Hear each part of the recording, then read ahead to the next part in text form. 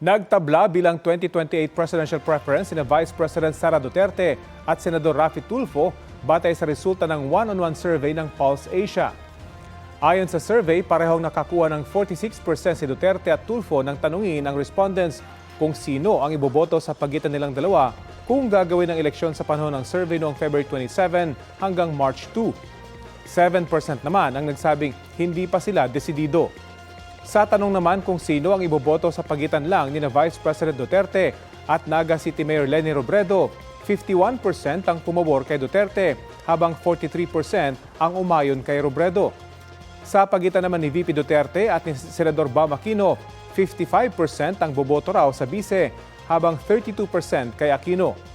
Nang bigyan ng listahan ng 6 na pangalan, nanguna rin sa survey si VP Duterte, pangalawa si Robredo, kasunod si Senador Raffy Tulfo, tapos si Senador Risa Ontiveros, si Aquino at si Interior Secretary John Vic Rimulya.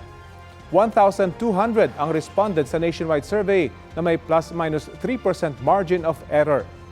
Ayon kay Senador Mig Zubiri, kinomisyon niya ang ilang tanong sa survey. Ginawa ito para malaman niya kung sino ang nangunguna at sino ang kinukonsidera ng publiko para sa eleksyon 2028.